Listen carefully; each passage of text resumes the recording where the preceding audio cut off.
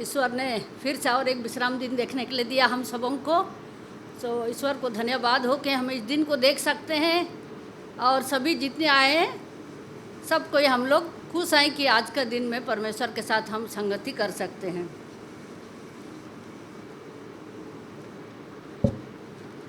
आज मई 18 है और आज का मिशन रिपोर्ट का शीर्षक है बस स्टॉप पर चमत्कार। बस स्टॉप पर चमत्कार। हम लोग भी कहीं कहीं जाते हैं तो बस के लिए वेट करते हैं, ट्रेन के लिए वेट करते हैं, और जब समय आता है और लेट हो जाता है गाड़ी तो बहुत मुश्किल होती है। तो यहाँ पर दो महिलाएं हैं और ये कहानी जॉर्जिया से आता है।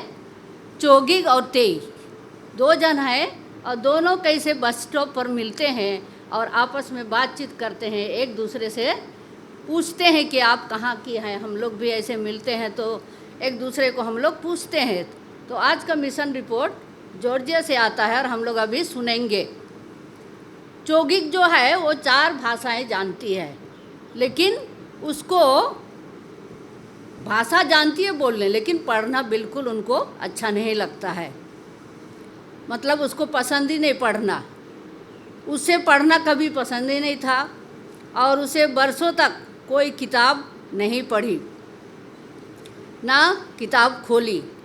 फिर उसकी मुलाकात सोवियत गणराज्य की जॉर्जिया में एक ग्रामीण बस स्टॉप पर तेई से भेंट हुई।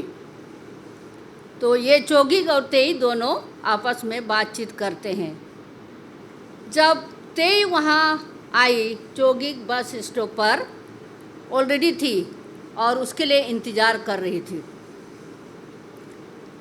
तो तेई जो थी एक सेवन डे एडवेंटिस्ट की बिजनेस वुमेन थी और मिशन का काम करती थी, जहाँ पर मिशनरीज जो जॉर्जिया में अपनी संस्कृति के लोगों के साथ सुसमाचार का साझा करते थे। तो जॉर्जिया में ये दोनों महिलाएं मिल जाती हैं बस स्टॉप पर और इंतज़ार करती हैं। तो चोगिग पूछती है तेई से कि बस कब आएगी। तेई बोलती है ड्राइवर को मैं जानती हूँ और उसने कहा कि बस कुछ ही मिनटों में आ जाएगी, मैंने ड्राइवर को फ़ोन किया है, ताई बोलती है। और बातचीत जब करते हैं ये दोनों मिल करके, जब बस स्टॉप पर जब तक बस नहीं पहुंची है दोनों बातचीत करते हैं और बातचीत करने से उनको एहसास हुआ कि कुछ ही दूरी पर मतलब रहते हैं। जैसे ये भागीराम जोत है और नक्सलबाड़ी बाज़ार और इधर लाल पुल है, ऐसे नज़दीकी में रहते थे दोनों आपस में। फिर बातचीत करते करते तेई जो है उसके सारे रिश्तेदारों को जानती है कि लॉकडाउन के टाइम में, कोविड के टाइम में वो खाना उना उनके लिए पहुंचा देती थी। और दोनों महिलाएं बस पे चढ़ गए, बस आ गई। उसके बाद बातचीत जारी है बस में, वो लोग बातचीत करने का आनंद ले रहे हैं और इसके बाद संपर्क जारी रहा, आदान प्रदान करते रहे और अगले कुछ हफ्तों तक उन्होंने अपना सेल फोन के द्वारा संदेशों का आदान प्रदान करने लगे। और इसके बाद चोगिग के जन्मदिन पर तेई ने उसे एक सॉल्ट शेकर नमक जिसमें हम लोग रखते हैं और उसको हिला के हम लोग यूज़ करते हैं, तो सॉल्ट शेकर और उसके बगीचे में पीले लाल सफ़ेद रंग के गुलाब का गुलदस्ता बनाकर उसको उपहार दे दिया। मतलब अचानक सरप्राइज़ गिफ्ट। तो चोगिग उस दुकान पर उपहार पाकर बहुत खुश हो गई और वहाँ वो एक सेल्स गर्ल्स के रूप में काम करती थी। इसके बाद दोनों महिलाएं एक दूसरे से मिलने लगे, जुलने लगे और चोगिग को पता चला कि तेई जो है 7 डे एडवेंटिस्ट मसीह थी। उसने 7 डे एडवेंटिस्ट के बारे में कभी नहीं सुनी थी और अधिक जानना भी चाहती थी। तेई को पता चला कि चोगिग 4 भाषाएं बोलती है, लेकिन उसे पढ़ना बिल्कुल पसंद नहीं था। और जब 15 साल हो गया वो अपना हाई स्कूल पढ़ाई करके छोड़ दी। छोड़ दी। फिर तेई ने सोची कि मैं इसे कैसे पढ़ा सकती हूँ, ये तो पढ़ना इसको तो बिल्कुल पसंद नहीं आता है। मेरे सिखाए शब्दों को, परमेश्वर के वचन को मैं कैसे उसको सिखा सकती हूँ। फिर वो क्या सोची कि परमेश्वर से प्रार्थना करने लगी। और जैसे ही ताई ने इस प्रश्न का विचार किया, उसने अपने दोस्त को एक एडवेंटिस्ट चर्च में आराधना करने के लिए आमंत्रित किया। उसको न्योता दिया, इनवाइट किया कि चलो मेरे साथ परमेश्वर के साथ आराधना करने। और ये जॉर्जिया की राजधानी तिबिलिसी शहर का नाम है। वहाँ भी एक छोटा सा बस स्टैंड है और वहीं पर वो लोग जाने लगे चर्च के लिए। उनकी योजना सुबह चर्च में आराधना, फिर दोपहर को बाइबल का अध्ययन करना था। उसे पता चला कि चौगिक को पढ़ना पसंद नहीं है, इसलिए तेई ने सहमत हो गई कि मैं उसको कैसे नाराज़ कर सकती हूँ, कैसे ज़बरदस्ती बोल सकती आप बाइबल पढ़ो।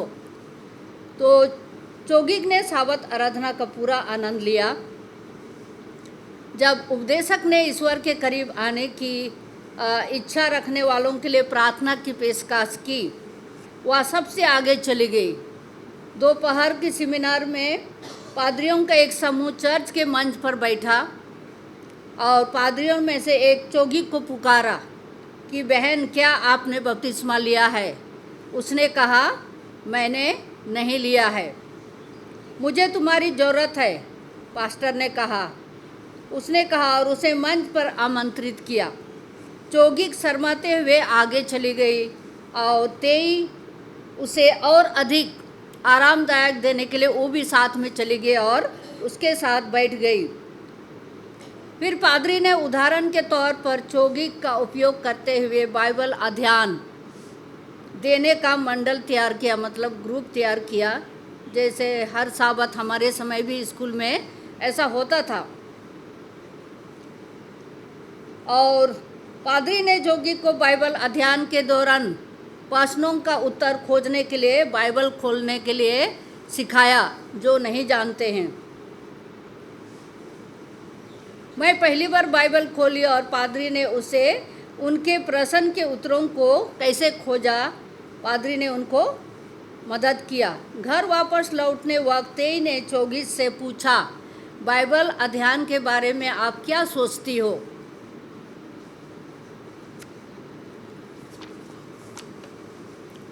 तो उसने कहा, मुझे बाइबल में उत्तर ढूंढना बहुत पसंद आया। मुझे आप बहुत अच्छा लग रहा है। मुझे एक शांति महसूस हो रही है जो मैं पहले कभी महसूस नहीं किया था।